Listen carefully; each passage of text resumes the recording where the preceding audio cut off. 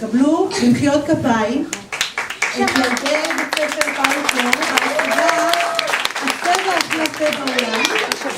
איתי פאולו. אספה של הצבעים, אספה מוגשת. מי זה כאן הכי יפה בין צידי הקשת? אני הכי יפה, אני הכי יפה, אני הכי יפה. השחור יושב בראש בבגדי שופט ודורש. אני רוצה כאן סדר לבקש. הכחול אמר, השמיים חלחלים וכחולים גם הגלים, חוץ מקצת שדות וכל העולם כולו כחול. אין מה להתווכח, הכחול המנצח. הצהוב אמר, שמש ועברת, רק את הצהוב אוהבת, אור נותן את נמשנים, חום לכל האנשים, הצהוב כל כך זורח ולכן הוא המנצח. האדום אמר, יש בו הולדת סוערת, ילד צבוע התבוחרת, רק אדום אדום אדום. כל היום היא רוקדת, פה נגמרת השיחה, אדום פשוט זכה. הירוק אמר, איזה רעש מקנא פה, איזה מואסים פה, צפרדלת, רקת בעיניי צודקת, להרוס רקת נעים, ניצחתי בחיים.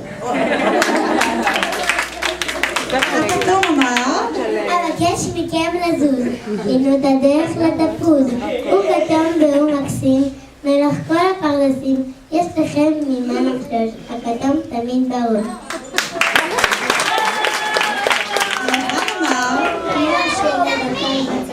הלבן יפה כל כך, הוא נקי כמו דף חלק, הלבן כמו התחלה, הכתר כמובן רק לצבע הלבן.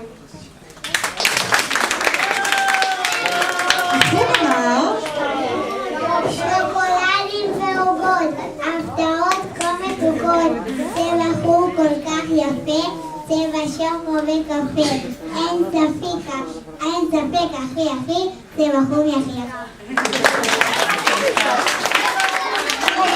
הוורוד אמר, רבותיי, היא מעברת, איזה צבע להתנתן, דורים של מומחים, דורים של ברכים, רק בעוד יורורים, רק בעוד ישראל.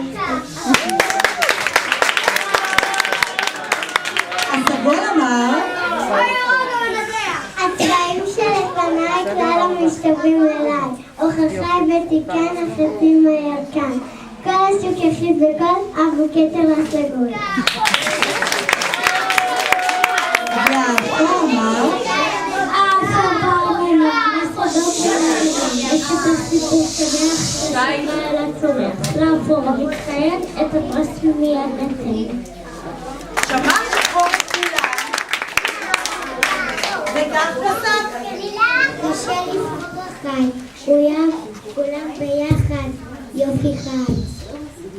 כך תם לו הוויכוח, הצבעים שכבו לנוח וחלמו חלום מרהיב, בלי פרסים ובלי שוברים.